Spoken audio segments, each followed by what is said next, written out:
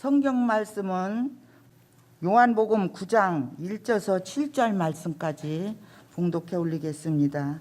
신약으로는 161쪽입니다. 예수께서 길을 가실 때에 날 때부터 맹인된 사람을 보신지라. 제자들이 물어 이르되 납비여, 이 사람이 맹인으로서 난 것이 누구의 죄로 인함이니까? 자기니까 그의 부모니까? 예수께서 대답하시되 이 사람이나 그 부모의 죄로 인한 것이 아니라 그에게서 하나님이 하시는 일을 나타내고자 하심이라. 때가 아직 낮음에 나를 보내신 이의 일을 우리가 하여야 하리라. 밤이 오리니 그때는 아무도 일할 수 없느니라. 내가 세상에 있는 동안에는 세상의 빛이로라. 이 말씀을 하시고 땅에 침을 뱉어 진흙을 이겨 그의 눈에 바르시니 이르시되 실로암에 못에 가서 씻으라 하시니, 실로암은 번역하면 보냄을 받았다는 뜻이라. 이에 가서 씻고 밝은 눈으로 왔더라. 아멘. 네, 우리 옆에 분들과 함께 인사했으면 좋겠습니다. 사랑하고 축복합니다. 오늘 잘 오셨습니다.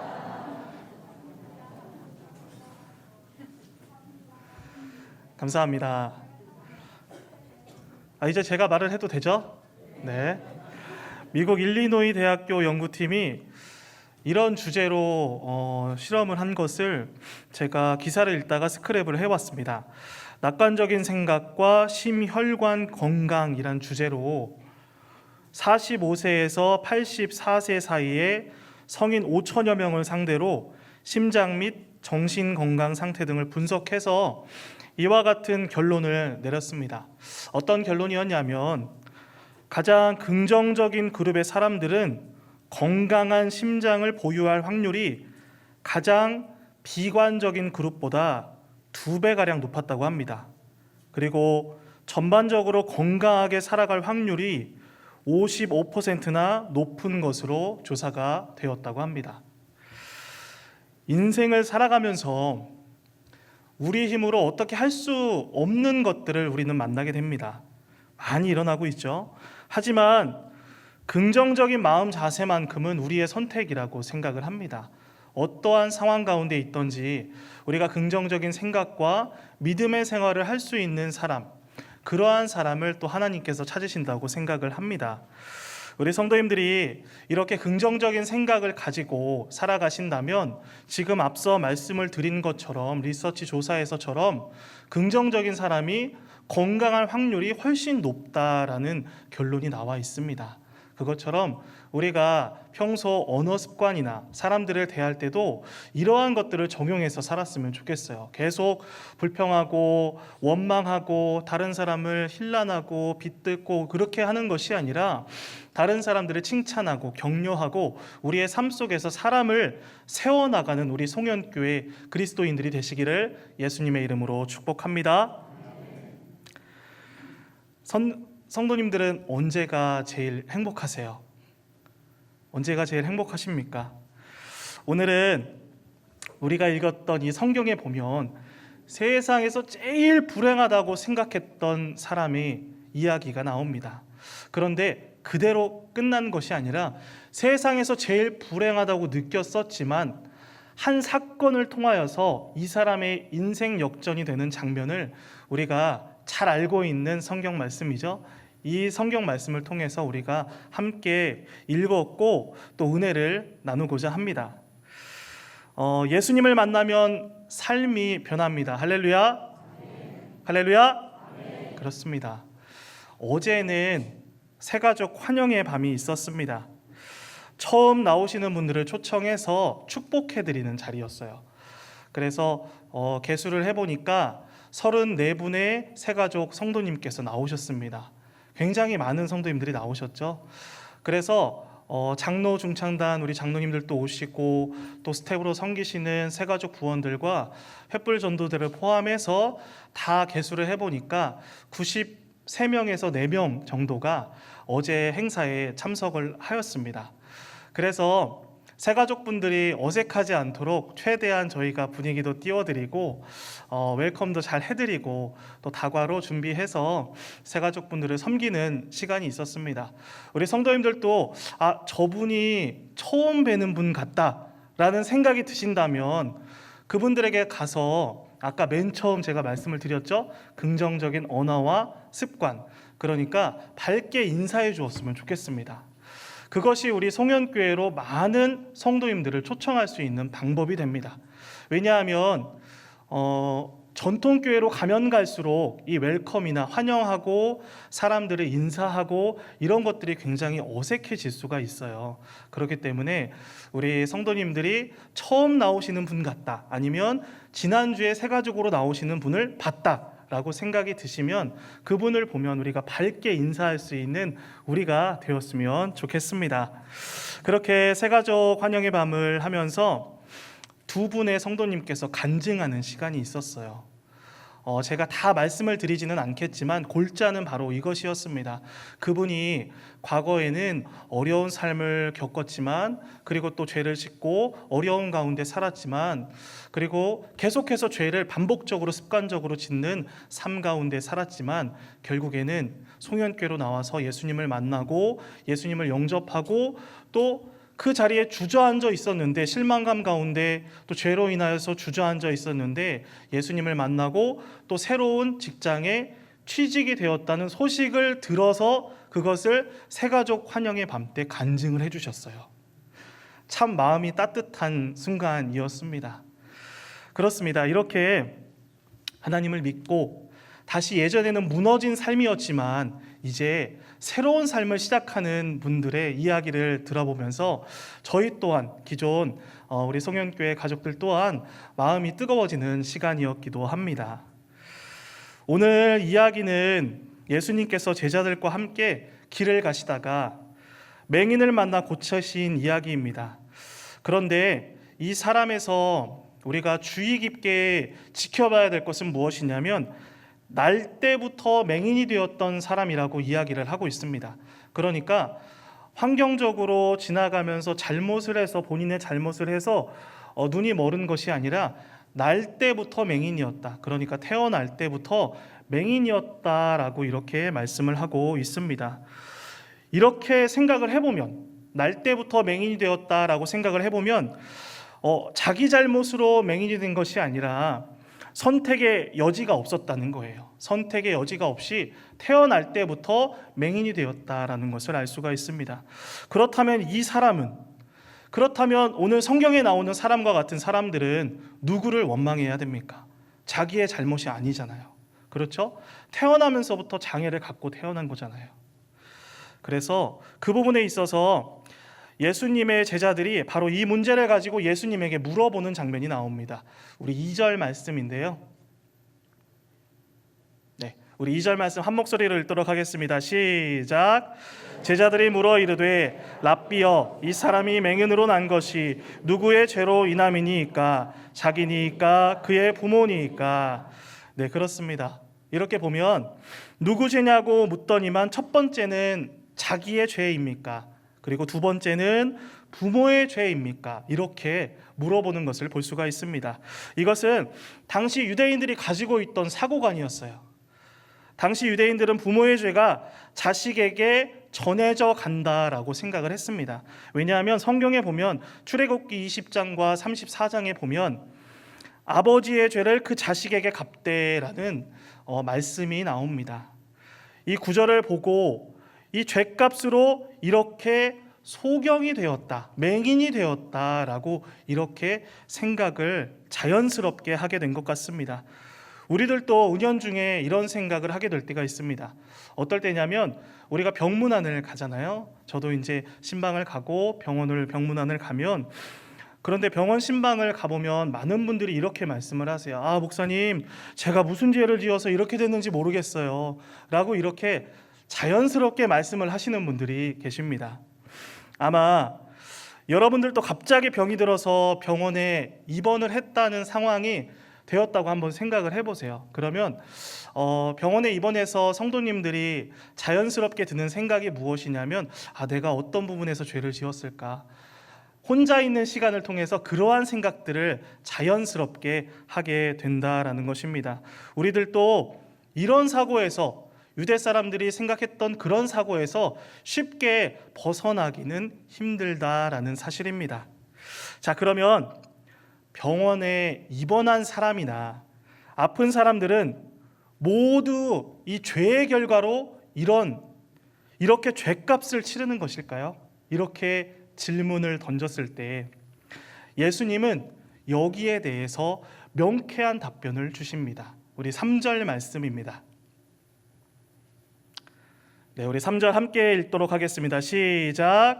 예수께서 대답하시되 이 사람이나 그 부모의 죄로 인한 것이 아니라 그에게서 하나님이 하시는 일을 나타내고자 하심이라. 아멘. 그렇습니다.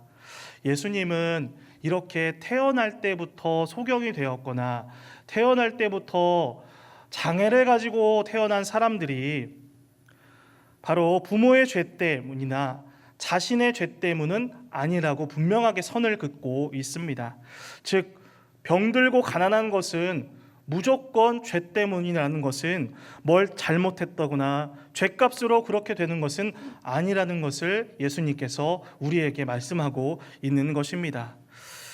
세상 사람들은 이렇게 생각하는 경우가 많아요. 어떤 것이냐면 선입견을 갖게 됩니다. 그 사람이 자꾸 실패하고 자꾸 안 되고 그러면, 자꾸 병들고 가난하고 불행하면 그 사람이 잘못된 것이라고 단정 짓습니다. 그리고 선입견을 가질 수가 있다라는 것이죠.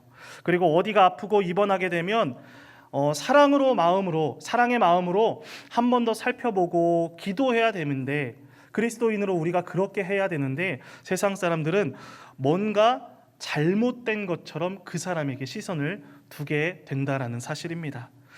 그래서 우리 그리스도인으로 제가 드리고 싶은 말씀은 무엇이냐면, 행복과 불행의 기준은 하나님의 말씀 안에서 찾지 않고 계속해서 세상적인 기준으로 이해하게 되는 경우가 굉장히 많습니다. 그리고 우리가 불행해지는 첫 번째 이유가 무엇이냐면 바로 상대적인 것입니다. 쉽게 말씀을 드리면 다른 사람과 나를 비교하는 거예요. 계속해서 비교함으로 인해서 내가 점점 작아지게 됩니다. 나의 자존감은 계속해서 내려가서 바닥으로 떨어지게 된다라는 사실입니다. 그러나 성경에서는 정반대로 말씀을 합니다. 마태복음 5장에 봤더니 마음이 가난해야 복이 있다라고 말씀을 합니다. 우리가 잘 아는 말씀이시죠? 죄와 허물의 사함을 받으면 행복한 사람이다라고 말씀을 합니다. 그리고 시편에는 날마다 하나님의 말씀을 읽고 주야로 묵상하는 사람이 행복한 사람이다라고 말씀을 합니다. 많은 분들이 성경에서 복이 나올 때 이 복을 오해하는 경우가 있어요. 어떤 것이냐면, 복이라고 했을 때 내가 하나님께 받게 되는 어떤 재물이나 물질, 이런 것들을 생각하시는 분들이 계십니다. 그런데 성경에서 나오는 복은 바로 대부분이 행복을 말씀을 합니다.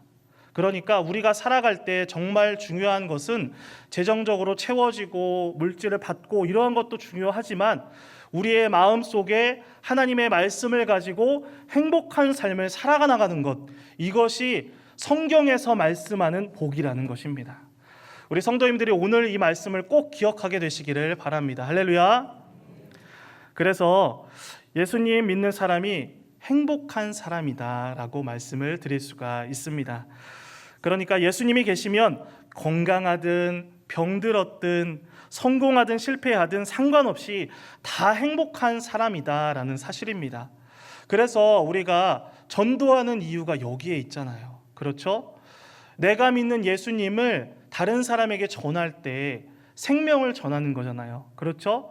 그리고 그 사람의 역사, 그리고 그 사람이 그 가운데 머물러 있지 않고 예수님께로 돌아와서 말씀대로 살아가서 행복한 삶을 살아갈 수 있도록 하는 것이 전도의 목적이지 않습니까?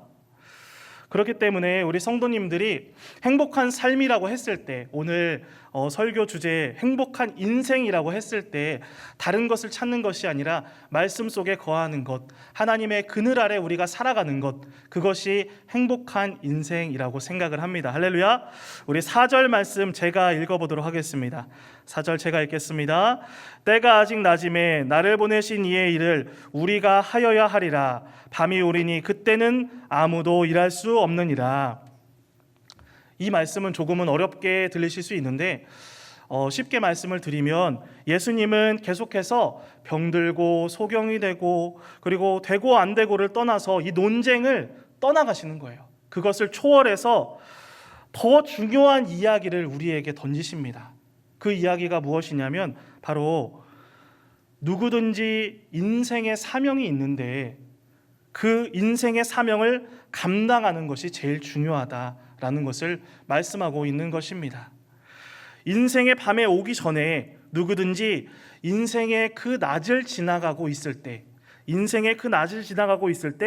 그 사명을 감당해야 된다라는 것을 예수님께서는 지금 우리에게 말씀해 주시는 것입니다.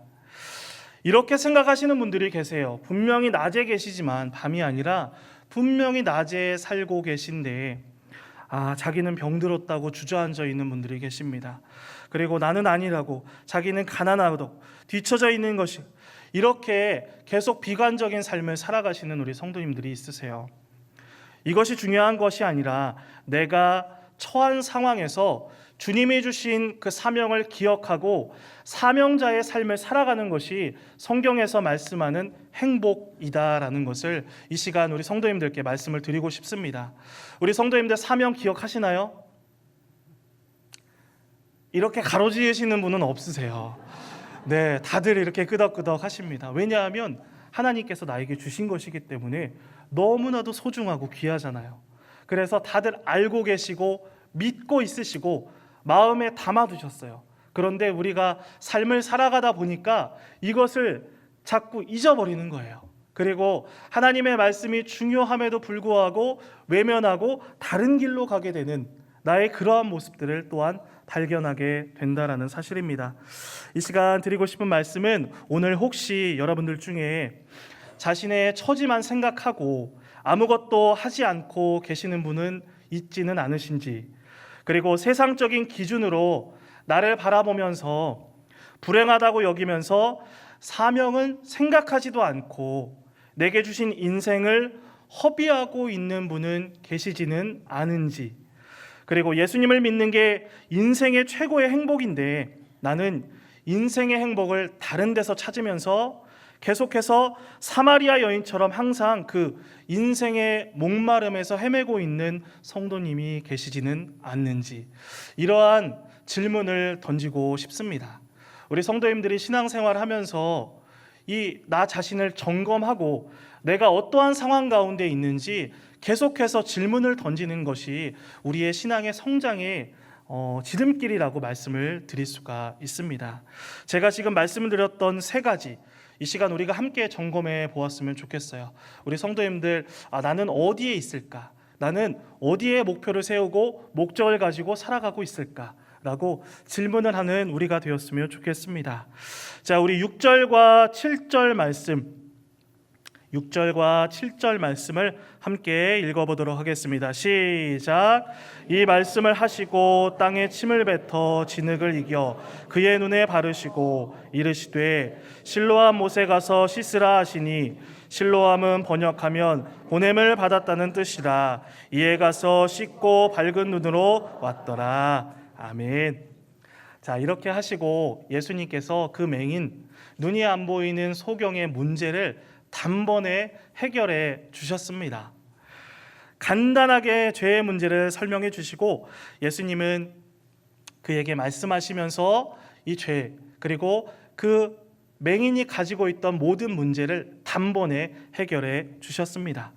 그런데 말씀을 자세히 보면 뭔가 다른 것을 발견할 수가 있어요. 어떠한 것이냐면 여기 보면 예수님이 이 맹인을 낫게 하는 과정이 단순하지 않습니다.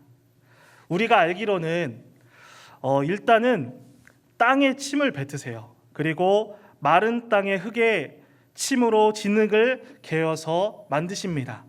그리고 그것을 그의 눈에 바르시더니만 실로암 못에 가서 씻으라고 하십니다. 제가 지금 말씀을 드린 것처럼 그 과정이 몇 가지가 있어요. 그렇죠? 굉장히 길다면 긴 이 과정이 있는데 왜 이렇게 복잡할까요? 우리 예수님은 전능하신 하나님인데 왜 이렇게 복잡할까요? 좀 짓궂은 목사님은 이렇게 말씀을 하시는 분들도 계세요.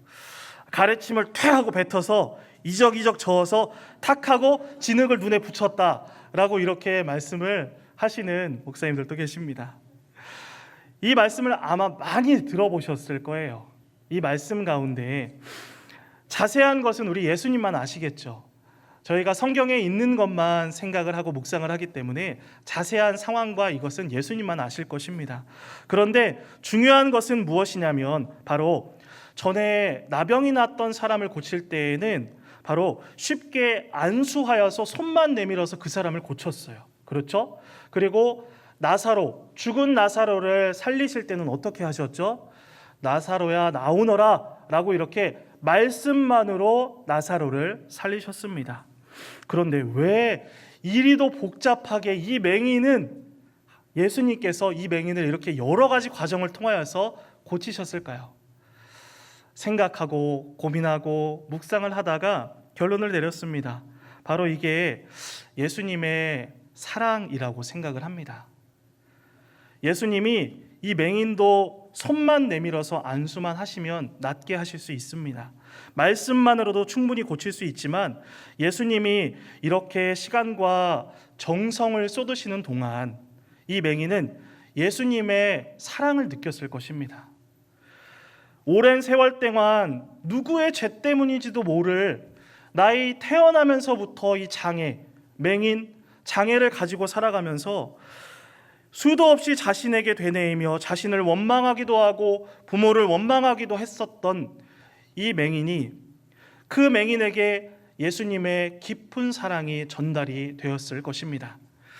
어쩌면 자신의 죄도 부모의 죄도 아닌 것 같아서 세상을 원망하고 삐뚤어지게 부정적으로 살아가고 있던 이 맹인에게 예수님께서 그의 사랑을 보여주셨다라는 사실입니다. 예수님은 이렇게 오랜 시간을 들여서 직접 손으로 개어서 직접 손을 내밀어서 정성스럽게 그분의 사랑의 온도가 그의 마음에 스며들면서 그의 눈이 고침받았을 뿐만 아니라 그 오랜 인생의 회환과 그리고 후회와 그리고 원망과 불평하는 이 모든 아픈 것들이 그 순간에 녹아내렸을 것입니다. 그렇게 생각을 하게 됩니다. 그래서 예수님을 만나는 사람은 결국에는 다 고침을 받게 된다라는 사실입니다. 할렐루야. 육체의 아픔도 고침받지만 이 맹인을 바라보면서 생각이 드는 것은 영혼의 의사가 되어주신다는 사실입니다. 육체도 치료해 주시지만 그의 영혼까지도 고쳐주시는 예수님을 바라볼 수가 있습니다. 남들이 아는 아픔도 고침받지만 남들이 모르는 그 내면의 아픔까지도 나만 알고 있는 그 내면의 아픔까지도 예수님께서 고쳐주신다는 사실입니다. 그러니까 예수님을 만나는 사람은 새로운 인격과 그리고 또 새로운 모습으로 창조될 때 그 아름다운 원형의 모습으로 되돌아가게 된다라는 사실입니다. 그리고 또한 그러한 축복을 경험하게 된다라는 사실입니다. 그래서 우리 모든 사람은 예수님을 만나야 한다라는 사실입니다. 할렐루야. 우리 고린도 후서 5장 17절 말씀 잘 알고 있는 말씀인데요. 네, 우리 한 목소리로 읽도록 하겠습니다. 시작. 그런즉 누구든지 그리스도 안에 있으면 새로운 피조물이라. 이전 것은 지나갔으니 보라 새 것이 되었도다. 아멘. 그렇습니다. 저는 이 말씀이 분명 이 시간에 함께 참여하신 우리 모든 성도님들에게도 동일하게 임하게 될 줄 믿습니다. 할렐루야. 예수님을 믿고 예수님을 붙잡고 예수님의 말씀 가운데 우리가 살아가면서 우리의 인생이 바뀌는 것은 물론이거니와 우리 인생에 무너진 나의 내면이 고침받고 그리고 또 살아오면서 고통받고 상처받았던 것들이 새롭게 될 줄 믿습니다. 이것이 중요한 것 같습니다. 겉으로 보기에는 육체적인 부분만 치료를 받고 새로운 삶을 살아갈 것 같지만 예수님께서는 내면까지도 만져주셔서 그 사람을 전혀 새로운 그리고 새 것으로 만들어 주신다는 사실입니다. 그래서 예수님의 사랑을 경험한 사람마다 예수님과 같이 변화하게 된다는 사실입니다. 그래서 작은 예수로 살아갈 수 있는 동기를 얻게 됩니다. 왜냐하면 예수님께 나의 사랑을 받았기 때문에, 예수님의 사랑을 받았기 때문에 나도 동일하게 예수님처럼 살아가려고 노력하는 것입니다. 인격적인 부분에서, 언어나 행실에서 예수님을 따라갈 수 있게 되는 것입니다. 이 시간 우리 함께 제가 찬양을 주님과 같이라는 찬양인데요, 평소처럼 찬양하고 끝나는 것은 아닙니다. 네, 찬양하고 제가 조금 더 마무리 말씀을 드리고 마치도록 하겠습니다. 주님과 같이라는 찬양인데, 이 맹인의 마음이 바로 이러한 마음이 아니었을까? 예수님을 만나고 예수님을 통하여서 내가 고침받고 새롭게 살아갈 수 있는 것, 이러한 마음이 아니었을까라는 생각을 가지고 우리 이 시간 함께 찬양했으면 좋겠습니다.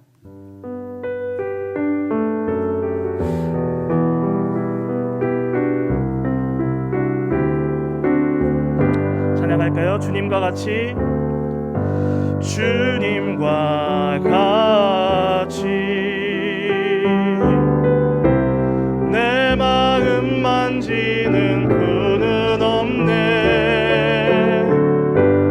오랜 세월 찾아 난 알았네.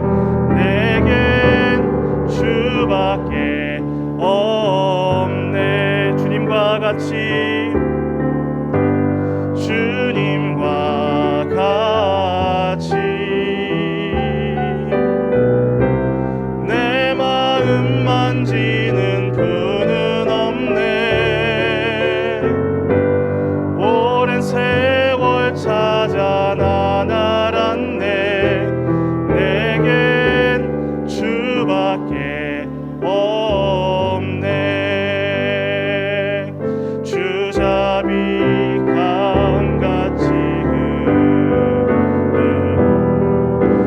손길 치료하네.